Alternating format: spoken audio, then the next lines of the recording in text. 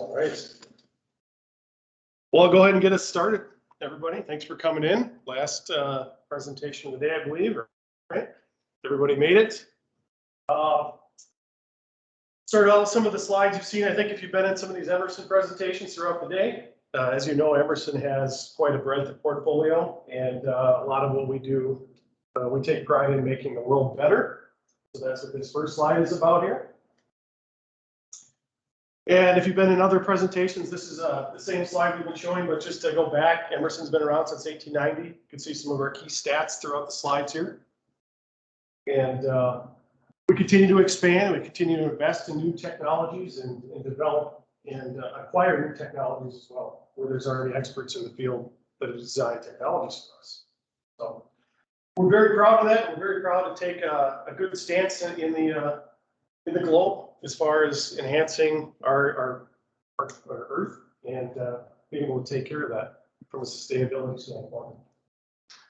To that point, Emerson has moved Mike Train from title of president to chief sustainability officer. So we have somebody that's in charge of sustainability from the Emerson perspective. And you can watch this video, you can search it out later, or you can, once you get these slides, you can scan that QR code and watch that.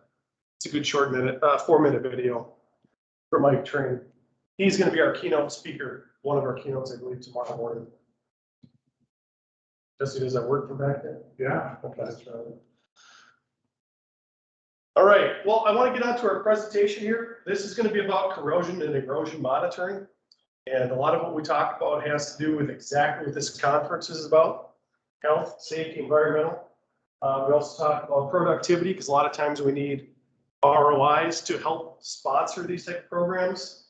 If just the word safety isn't enough or environment isn't enough, there's a lot of financials that play into this system, these products, these solutions that we can also put forward too as well if we're looking for justification. My name is Kevin Thomas. I am the North America Corrosion and Erosion Solutions Team Leader. So I cover the entire United States with a team of corrosion business development managers, and we support the U.S. in terms of offering our solutions to our customers, which in many cases are very challenging, and they require someone like myself or my team to go in and talk to customers and help explain what our solutions are. Right? Some of the things we talk about, you can see on the screen here, there's a lot of stats. The one that I like to pick out here, just to point out of all these, 100 of the most expensive incidents in downstream between the last 1996 and 2016, 50 million in losses, right? And you can read on and on. There's a lot of different information here about losses in piping. And a lot of that has to do with corrosion. It has to do with escapes that weren't planned, and had environmental impact, had safety impact, and had a monetary impact as well. So today we will be talking specifically about the corrosion and erosion challenge. We'll be talking about some solutions that we have. We'll take a little bit deeper dive into some of those solutions, and some of those I brought and have on the table here. Take a look at a few applications and solutions, some of the case studies and ROIs that we have, and we'll summarize that when we close it out. So I think many of you here understand a general definition of corrosion and erosion. So this is what we're talking about when we talk about corrosion and erosion. We're talking about materials that are impacted by chemical or electrochemical reactions. And on the erosion side, obviously, we're talking about physical impact. Sand is the biggest, the one we see and the one of the most common. And what we're talking about is metal loss from a piece of pipe, from the inside of a tank, a piece, anything essentially metal that we can measure. So we're talking about metal loss. But one of the big things that we find out is manual inspection, which is typically what's used to detect metal loss, is very, very infrequent. And that infrequency is not enough to capture metal loss in piping that can result in catastrophic incidents, or leaks, or escapes, or safety incidents. When we talk to customers, some of the times we hear that they metal up meaning that they're choosing a metal that's more appropriate for the corrosion that they're encountering. And obviously that can be very expensive if you're talking a refinery or petrochem plant, changing all the piping over to Hastelloy or stainless or Vanel or whatever it may be. That's one opportunity, right? The other opportunity is maybe injecting inhibitors. We have customers doing that all the time, trying to decrease the acidic nature or the corrosive nature of products flowing through pipes. But at the end of the day, the way they're verifying it is manual. So if you're a user in this room and you have experience with this, we're taking a manual reading, usually once every 6 months, once every 9, 12 months. And the question we ask is, we know corrosion is occurring in your facility, but is it well understood? Do you have a good handle on that corrosion rate? Do you have a good handle on how long your pipes, your tanks are going to last? Are you comfortable with sending people into an HF process unit, for example, and having them stand next to pipes and tanks that haven't been checked for 6 months, right? So a lot of that is the basis of what we're talking about here today. This slide is a little bit geared towards refining, but there is a lot of good information on here about how variable corrosion impacts or causes major incidences. So I bet you, I see some heads nodding already, but a lot of these factors have played in, and some even more so now today with COVID than they have ever before. Some of these I talk about that I'm specifically regarding are tighter budgets, tighter health and safety regulations, shortage of experienced personnel. We have a lot of experience that's left the field, right? And there's a lot of information that leaves when those people leave the field.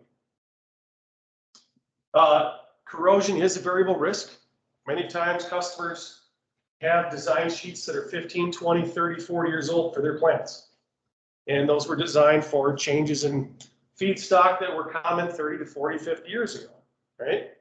So we talk about how do we capture that variable risk? How do we understand that risk and offer you, the consumer, the customer, the end user, the ability to avoid containment losses, poor profitability, and safety, increased safety. So, as part of our portfolio at Emerson, we have quite a few interesting solutions that range from very simple and have been in the industry for a very long time. Now, if you're looking left to right, material coupons have been in the industry for many, many, many years.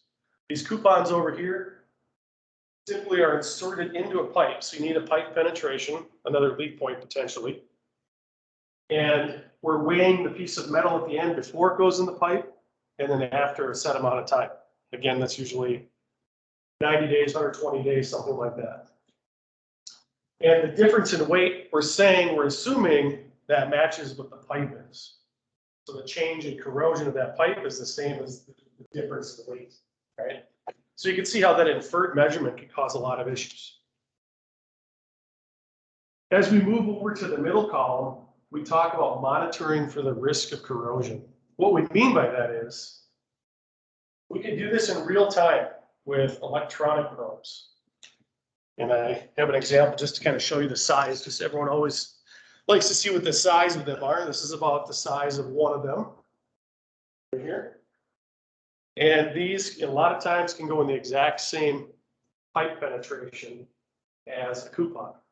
So now, instead of data every 120 days, we can give you instantaneous data using the same pipe penetration, and we could do this wirelessly. So these never have wires running to them anyway. These are completely non-electronic. And so we can do this wirelessly, and now you have an electronic data point giving data all the time. But at the end of the day, that's still an inferred measurement. We're assuming that the corrosion on these probes is the same as the piping in the tanks. That's not always the case. So that's what this whole monitoring for the risk of corrosion is in this green box. Now, if you move to the right-hand side of the slide, you'll see it says monitoring the impact of corrosion. So what is the actual impact of all the corrosion and erosion occurring in your piping? And that is where we would use a sensor from Emerson and we would apply it to a piece of metal. And that is basically the installation for one of our sensors. And what we're doing is we're sending ultrasonic waves through that pipe wall, and we're measuring the thickness of that piece of metal. So no longer inferring what that measurement is, we're taking a real measurement. And this is one of the things that we came to talk about today, is measuring the actual metal thickness in the pipe wall loss. What is the risk, the real risk of that corrosion activity? Now, I mentioned these are wireless. A lot of our sensors are wireless. We do have some wired version as well. And a lot of these systems are very easily installed in a couple days. And we can install them in many areas that are hard to reach, difficult to gain access to, unsafe to gain access to. If you want to think of specific instances, think of a distillation call. Again, think of an HF alkylation unit. Areas you don't generally send people, or it's very expensive to get in there with rope access. So we talk about using wireless in those scenarios and transmitting all that data back to a computer system. And when we go into PlantWeb Insight, which is our app-based software, so it's an app you can pull up on an iPad or a computer, you can take that data and put it out to be accessible by anybody that wants or needs access to it. So with the right credentials, you could get in and access the data from the office or across the globe, wherever you may be. We have customers, for example, that have many facilities across the globe, and they collect all the data in one location for all those facilities. So what they're doing is they're gathering data about how pressures, temperatures, and flow rates and process inputs affect corrosion and erosion multiple different ways from across the globe. And they're able to optimize their entire fleet based on those inputs that they're seeing across the globe.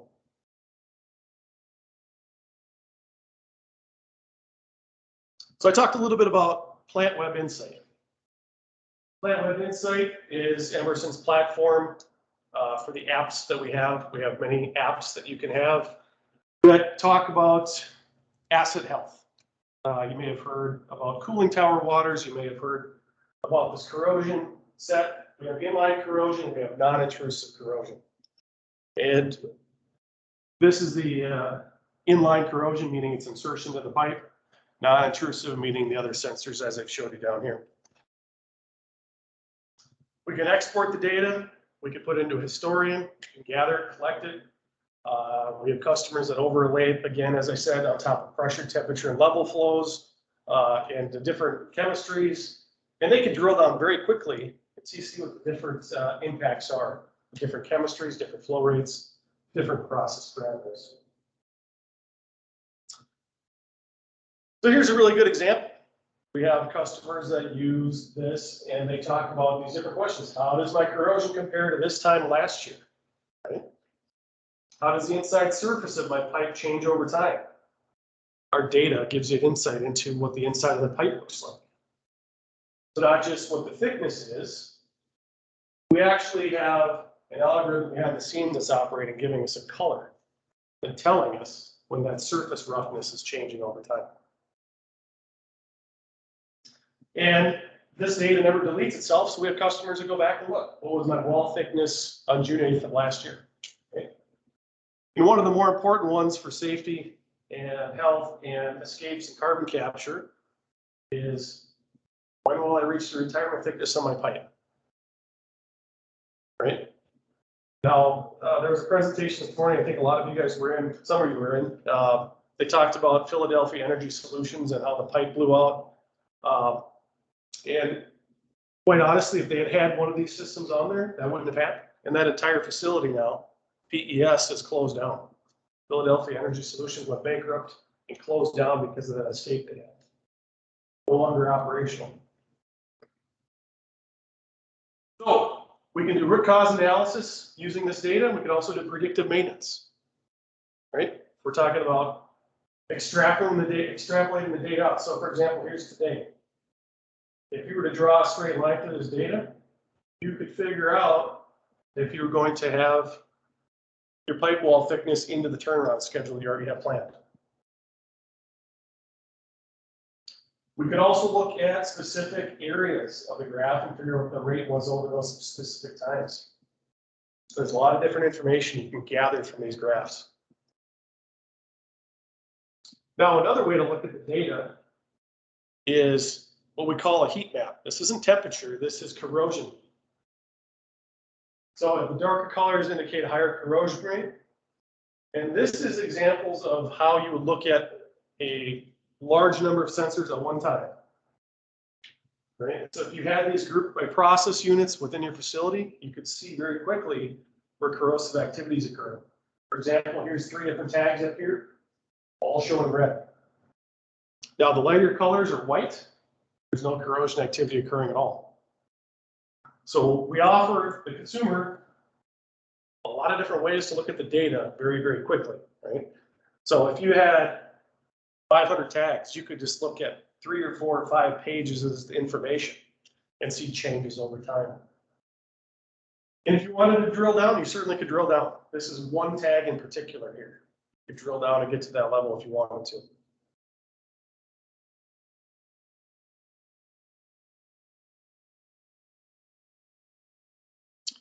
Now, we do know that for first-time users and customers that aren't familiar with corrosion and erosion, you may want some help with that, right? Some of this could be pretty complex, pretty confusing right off the bat. We do offer uptime services where we could come on site with corrosion experts. We also have connected services where we can actually review your data for you. You can send us a snapshot of your data. So we don't get any access into your system. You take a snapshot, send it to Emerson, and we can analyze your data and generate reports for you about what that corrosion activity is. We will add insight such as areas that have changed since the last quarter, areas to be concerned about, areas that are beyond their service life based on your definitions. And we can provide all that up front for you in a packaged report. So some of the things I like to point out, these are very specific. We could use this data to provide early warning of issues in the piping. We can detect and understand process conditions that are causing downtime, for example. We can determine when service is necessary as a proactive approach rather than reacting to it. We can determine root cause of failure by using this data as another data point in your set. And last but not least, you can monitor this data, as I said, from anywhere. It doesn't have to be in the control room, it could be at the user's desk. Now, obviously, it matters where you're sending the data if it's on the control layer. We have customers that like to install this above the control layer so that this is not interacting with any of the other process controls. And thus, corrosion engineers in the office can access this data and utilize this data.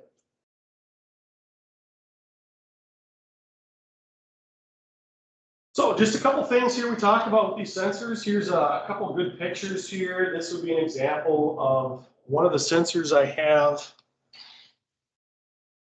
This is about how big they are. I get a lot of questions about when you see them on a slide, it's hard to tell what they are. This is our highest temperature version. And this bolts onto studs that a customer would weld onto the pipe.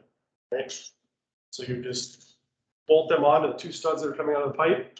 And this gives you 1100 degrees capability, 1100 F, 600 C. We can measure pipe wall thicknesses at all the extreme temperatures that we see out in the field. Now, what's becoming more and more popular is the magnetic mount, which I have over here. And again, this is the simplest installation you can have. It just simply snaps onto the pipe, and we would secure it with a secondary strap. Just a fiber reinforced plastic strap, just to make sure it doesn't fall and hit somebody, or somebody doesn't bump it during a turnaround, for example. Completely maintenance free. These sensors offer battery life of 7 to 9 years. So again, think about inaccessible locations, scaffolding access, rope access. We can put these sensors in areas that you don't have to look at or touch for 7 to 9 years.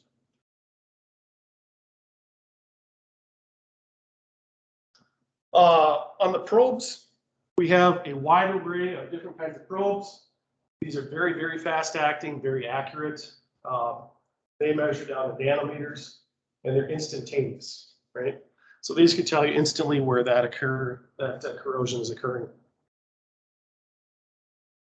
I won't go through all the data on the screen there. Those are some of the highlights. Again, I talked about the wireless portion there as well. So you can make those wireless easily retrofit metal coupons that are on the field.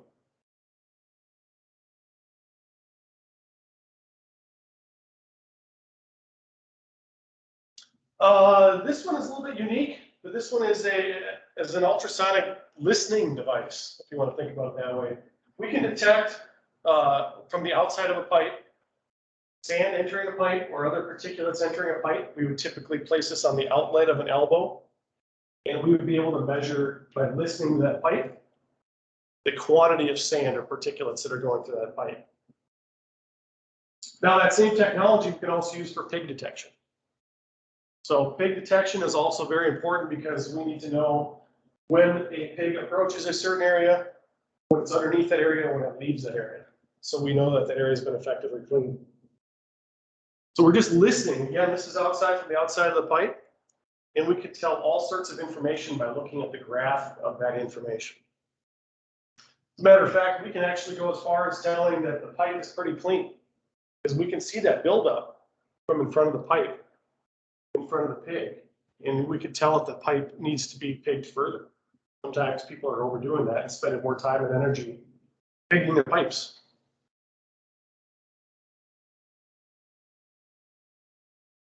All right, I wanted to show a couple of case studies here just really quick. I picked two to throw in here. We have all sorts of different industries.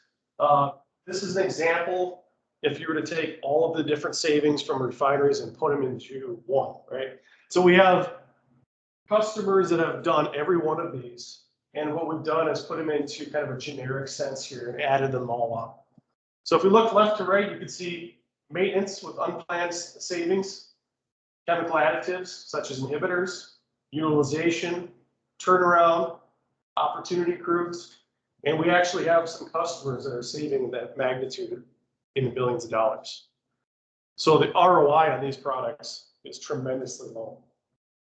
Now, a typical refinery can use anywhere from 100 to 1,500 sensors, but I commonly see 500 sensors is what we'd see in a refinery. All right. So ROI could be as little as a few months, simply because refineries, if you extend a turnaround by a day, a week, a month, if you're lucky, it mean a multitude of millions of dollars for a lot of different refineries, right? Or preventing a shutdown when you didn't need to do a shutdown. Very similar. We talk about maintenance, utilization, turnaround, and there's a lot of savings as well. This is an example for an ethylene plant. We've done a lot of different chemical plants, but this is just one I chose for this presentation. And in this case here, this ethylene customer used only about 50 sensors to get that kind of a savings. So again, you can imagine the ROI, right? We're talking about extending run times, decreasing unplanned maintenance, decreasing unplanned shutdowns. There's a lot of different facilities that would really like to be able to do that.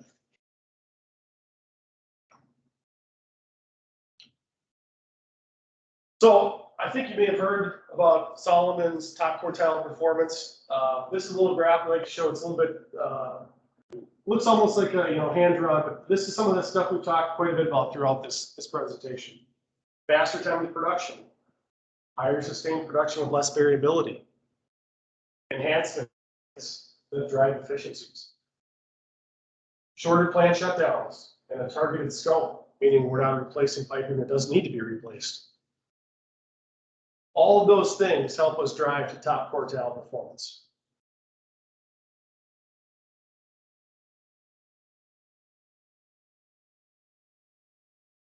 All right, in summary, we know that corrosion is an ever-present threat. It certainly is at many facilities across the globe. And we know that it impacts every industry, even the ones you don't think of right off the top of your head. I've worked with some food grade plants that told me that cheese flowing through a valve is degrading that valve. So I mean, we're talking about food grade all the way up to the most intense situations, the highest temperatures, the most corrosive atmospheres. We also know that corrosion varies over time, and we know it doesn't get checked very often when we're doing that manually. Using our technology, our wireless technology, our wide technology, or even wired, we can take that information and help you make better decisions. Helping you act on the data and make those decisions quickly and in time so that you don't have any carbon escapes, unspent product escaping, safety incidences, or anything else like that.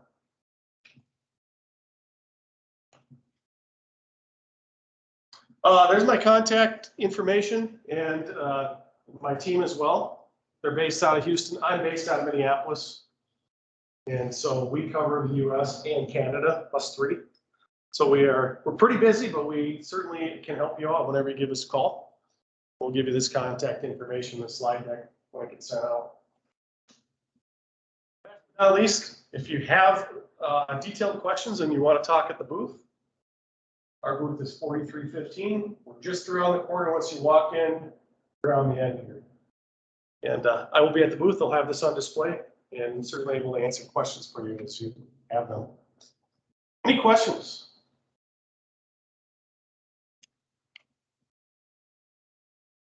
All right. Yes. A refinery will have thousands of tons. Okay, ethylene plants have hundreds of thousands. How do you help a client decide which are the right ones to change out to? This, you get thousands of transmitters in there that will be economically feasible. Right. How would you decide which ones? That's a great question. We look at risk-based inspection programs that are already ongoing. A lot of times our customers know that the ones that are causing the most problems are the ones they'd want to change out first. Integrity operating windows, we take a look at all the data that they have.